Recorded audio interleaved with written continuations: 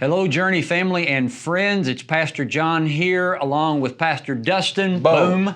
Good to see you, sir. Good to see you. Good to have you joining us again. Yeah, Midweek Conversations. Thanks for joining us this week for this week's edition of Midweek Conversations. And we're still excited about the last several days. Easter, if you got a chance to see last week, you heard us talk a little bit about Easter Sunday and what God did, and just still excited about that. And then this past Sunday, 7 more people were baptized. It just kept coming. Here they are at the Apopka campus. Yeah, it was really... That's 122 baptisms in the last 2 Sundays. That's crazy. That's good stuff, It was Pastor Dustin. one newlywed couple. I say newlywed. They got married in November. Okay. And they're newlyweds. Yeah, and how cool is it for their foundation, their first year, for them to give their life to Christ, get baptized, and so they did that, and just really special, some really cool baptisms. Good deal.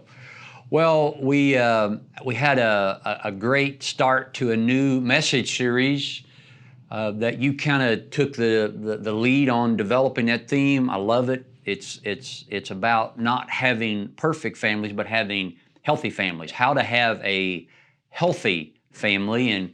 And if you didn't get a chance to see Pastor Dustin's message, I encourage you to go watch it. It was great. It's funny. It's real. And it was just really good about healthy families fight fair. Yes. So Pastor Dustin shared that picture of you and TJ.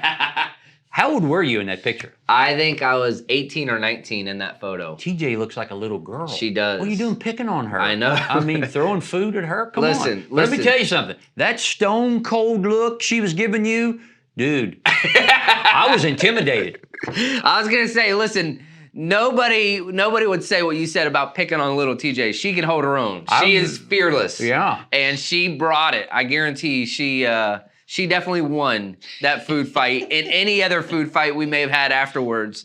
And so, yeah, we had fun. Did you have like a little bleach in your hair? You know, a little blonde? I did. Did you have a little bleach blonde thing going on there? My Almost hair. And you had like a shaggy little something. I mean, you Scooby-Doo, shaggy little yes, so chin hair? I think I bleached my Chin hair patch? probably at least 8 times, maybe 10 times in my early days. So I bleached it often, and I had all kinds of different looks, and yeah. So I like to mix it up, and here's the deal.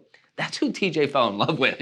So, I mean, if that tells you anything. So yeah, we talked about fighting fair, and we talked about, that was one of our first dates, in a sense, was a food fight. And by the way, we got a picture from one of our staff. Yes. That had their own food fight. They took the message to heart. You inspired a food fight. Yes. Among Austin Green and his family. Austin Green. And here's what I told him.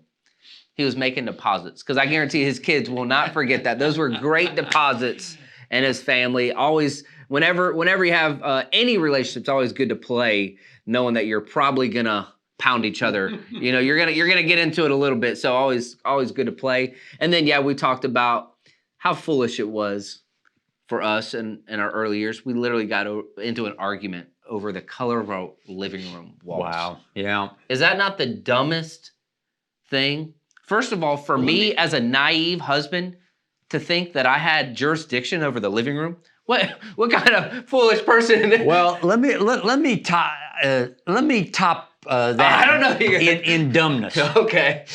So Melinda and we've been married maybe 2-3 years. We're living in Jackson, Mississippi. And I don't know how it is in your home, but there's normally a routine, last person goes by a light switch, turns it off, and that's how you turn the lights off in the bedroom. So normally it's me that would turn the light off, but I was in bed first, or Melinda. I forget how that part of it went. Here's what I know. One of us was supposed to turn the light off when we got in bed, and neither one of us did. And I said, hey, how come you didn't turn the light off? She said, well, how come you didn't turn the light off? And we went back and forth for a little while, and neither one of us yielded. We refused to turn the light off. So we actually went to sleep with that light. I woke up in the middle of the night, and I decided to be the mature one. And I got out of bed. I went over. I turned the light off in disgust. Years later... So instead of the silent treatment, y'all had the light treatment. We had the light treatment. And so years later, a couple from that church remembered that, and they were building a home. And I'm not making this up. They both decided to put light switches on either side of their headboard so they would never have that argument. So, hey, listen. Well done. I wanted to make sure people learned something from that. That is good. Now, I didn't mention this. This is bonus material. We do have some other rules. They're not fighting rules, but we have some fun rules in our family. You kind of mentioned it with the light switch. One is, if you kill it, you fill it. If you kill it, you fill it on anything in the house. All right. So if it's toilet paper, if you kill it, you fill it. Ah, gotcha. If it's milk, if you kill it, then you fill it. If whatever it is, paper towels, you kill it, you fill it. The other one we had, this one may have saved our marriage in the early days when we had early kids. If you wake it, you take it. If you wake it, you take it. And so, and Are that you wasn't making all this stuff I'm not up? making it up. These are real rules. And that wasn't just for our family. We would tell friends, hey, if you wake it, you take it. So what does that mean? So if you wake up a sleeping baby or a child, they're your responsibility. Wow. If you wake it, you take it. You wake it, you kill it, you fill it, you wake it, you take it. And we Why also, didn't you say that in the message? I should have. I mean, that's but good stuff right there. They weren't fighting. Come on. We also had... This is serious bonus material. This is bonus material. One of the other things we had, we don't have it as often, but when the kids were little, we would have what's called a family happy nappy. That's when the whole family would take a nap together in the same bed. We just take a family happy nappy. A family happy nappy. So those are some of our A-guard rules in our home. I got you. And we don't stray from them. We try not to stray. I'm not sure. I'm trying to think. It's been a while with kids since I had rules like that. But I like all that. I like it. You kill it, you fill it. Melinda, I hope you're watching this. So and I'll say this. This weekend talking about. This is more bonus material that I probably should have used, Pastor John. Yeah. When I married TJ, she was the lowest maintenance girl I had ever met. I'm talking low maintenance. Never. So if there was ever a problem, most of the time it's because I created it. And it took me a while to realize that. I have no problem believing any of that. No, it is very true. And so TJ is very low maintenance and a really very patient wife and just grateful for her. So yeah, I wish I would have heard that sermon that was this past weekend in year one of my marriage. It would have saved a lot of long nights. Well, obviously you could tell if you didn't get to see the sermon this past week or listen to it, you need to do it. It's even better to see it. So go to the website or go to the app and you can rewatch it. But great message, Pastor Dustin. Great practical stuff. Great follow-up to Easter Sunday. Well, I appreciate that. Here's just a little something. If you have some unique family rules, why don't you just type them in? We'd love to know what your unique rules are. Everybody's got some unique, fun rules. Yeah. We'd love to know what are your unique rules in your home. Yeah. Maybe we'll adopt them. I like it. I like it. And maybe we can share that in social media. Yep. So that started off the series. I'll be speaking this week. This is almost laughable to me. The myth is that perfect families don't have messes. I mean, does anybody believe that? Here's the thing. I don't think too many people say that, but I think we live it. Okay. So, and what I mean by that is the myth is when people have a train wreck, they were almost thinking to themselves, I thought this whole relationship was always going to be perfect.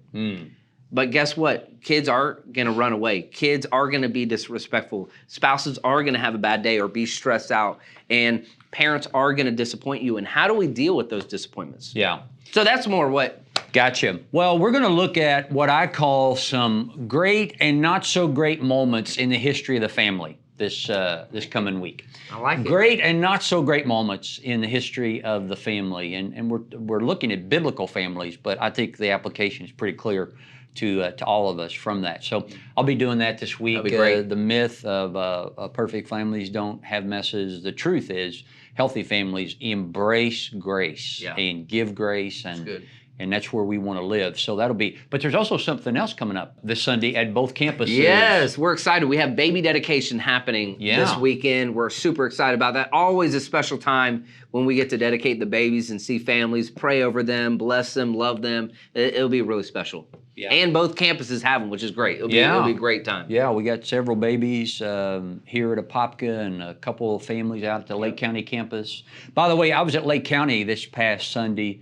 And what a great environment. God's doing some really good stuff at Lake County. It's so cool. I love hearing about it. We just were able to celebrate. So I had Mark create a collage of just the 22 baptisms at Lake County. So when I got up on the platform, that filled the screen. And you could just see the excitement. First of all, the excitement Pastor Russell, as he's baptized and as he's leaning in and coaching these folks. He just did a great job. And the excitement, the joy, the emotion in the people being baptized, it was really cool. So we just had to take a moment and celebrate that, what God is doing at our Lake County campus. Just the most baptisms ever in not just a day, but in a year. We've gone way beyond that. It was really cool. So great job, Pastor Russell, Lake County. It was just good to be with you, good to share with you. And we're just excited about what God's doing there. Yeah, that's awesome. Got Rooted starting this week, too. Yeah, Thursday. And a lot of people just made decisions. Tomorrow night. A lot of people dive in and jump April in. 28th. Just really cool, yeah. Yeah, Rooted. Yep. You know, you and I did several phone calls to follow up with people that were baptized on Easter. Yeah. And wasn't that fun? I wish we could have just written down all the stories that we heard of people who gave their life to Christ, were baptized. But one of the things, probably 4 or 5 of them told me is, I've signed up for Rooted. Isn't that cool? And I was like, that's why I'm calling. Yes. That's exactly what I hoped you would do. And Great I know you heard the step. same thing. Yep. It's a great first step. So if you're recently baptized, or if you've never been through Rooted at all, and that's one of the things that we talked about when we had Pastor Randy and Lee Van with us a few weeks ago, which if you want to see more great info about Rooted, go back and take a look at that, because Lee Van's story and Pastor Randy joining us, even if you've been a Christian for a long time, or you've been following Jesus for a while, I guarantee you're going to see something new. Rooted is going to be a different experience for you. And it's just great to introduce all of our church family to that same language of how we grow and what it means to follow Jesus. So on Thursday nights, 10-week commitment, and it really is a great foundation of teaching an overview of what Christianity is all about. Yeah. And not just with information, but actually, how do you flesh that out? What does that look like? Well, and doing it in community. Yeah. I mean, that's the key thing. Exactly. Doing it in community, and the groups that get formed, the relationships that get formed. So that all starts tomorrow night, and we're very excited about that. Hey, let's wrap up by telling them about something fun that by the time this airs, it will have already happened, but we'll see. So next Monday, we'll talk a little bit about what happened on this. So our staff retreat is on Tuesday this week. April 26th is our staff retreat. And we always do some fun things for our staff that day. But so this year, came up with the idea of having a staff softball game. And the teams are broken out in Pastor Dustin's team and my team. Tell them the name of your team. The Danish Dolphins. Danish Dolphins. Versus. Which makes no sense at all. But Johnny's Wildcats. Johnny's Wildcats. Yeah. Now, Pastor John, I think it's ambitious of you to announce to our audience that you will be in the office next Monday. I'm going to go ahead and guess you're going to be sick and not want to record next Monday. No.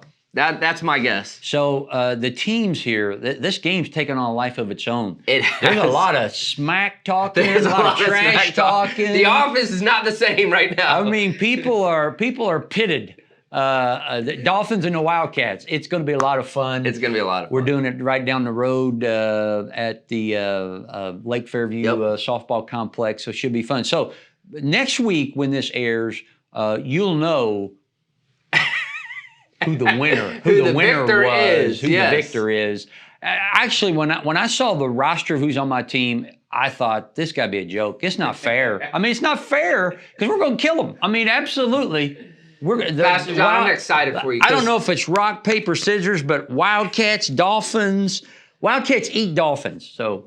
I'm excited for you. I personally helped pick out the second place trophy. You're gonna love it. It's it's cute. It's a little smaller. It's really cute, but it'll be nice in your office. It'll be great. Well, it's gonna be a lot of fun. So make sure you tune back in to hear the rest of the story, to hear that loop closed. Hey, it's just good to be with you today. Let me just say this, Pastor John. I am a little intimidated. Okay. We played a staff wiffle ball game maybe a year or two ago. Yeah, it was. And I think they need to know this. Okay. staff wiffle ball game, and it was more of an impromptu. It wasn't even like all staff. It was just a bunch of residents, interns, I think, just random people.